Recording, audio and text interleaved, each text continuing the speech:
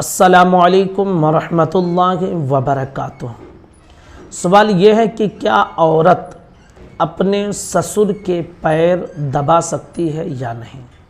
بہت اہم سوال ہے اور آج کے زمانے میں خصوصاً اس سوال کا جواب جاننا ہمارے لیے ضروری ہے۔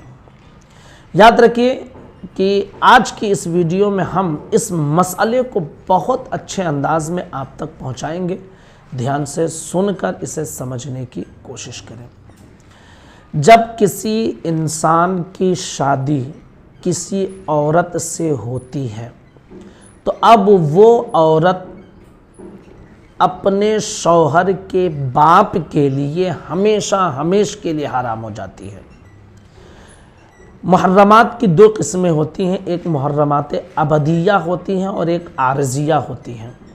محرمات ابدیہ وہ ہوتی ہیں جو ہمیشہ کے لیے حرام ہو جاتی ہیں، جیسے بیٹی ہے نا، تو یہ محرمات ابدیہ میں سے ہے۔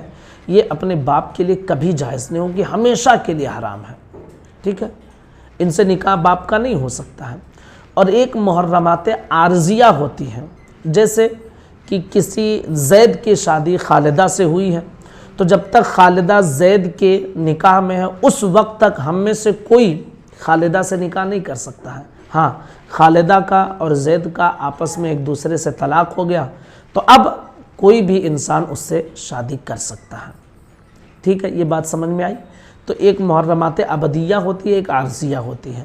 تو جب کسی لڑکے کا نکاح ہو گیا تو اب اس لڑکے کی جو بیوی ہے، ٹھیک ہے، وہ اپنے سسر کے لیے ہمیشہ کے لیے حرام ہو جاتی ہے، یعنی اس کا شمار ایسے ہی ہوگا جیسے کہ بیٹی کا ہوتا ہے۔ جیسے بیٹی اپنے باپ سے نکاح نہیں کر سکتی ہے، اسی طرح بہو اپنے سسر سے کبھی نکاح نہیں کر سکتی ہے، محرمات ابدیہ میں سے ہو جائے گی، ٹھیک ہے۔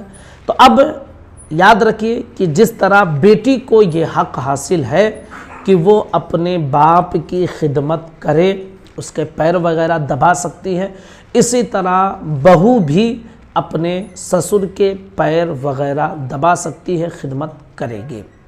لیکن اگر سسر نوجوان ہے، جوانی کے اندر ابھی ہے، تو ایسی صورت میں فقہائے کرام اور علماء نے یہ تحقیق کر کے بتایا ہے کہ چونکہ سسر ابھی جوان ہے اور اس کی بہو ہے، تو پھر ایسی صورت میں اگر بہو سسر کی خدمت کرے گی، پیر وغیرہ دبائے گی، تو پھر وہاں شہوت کا اندیشہ ہوگا، فتنے کا اندیشہ ہوگا۔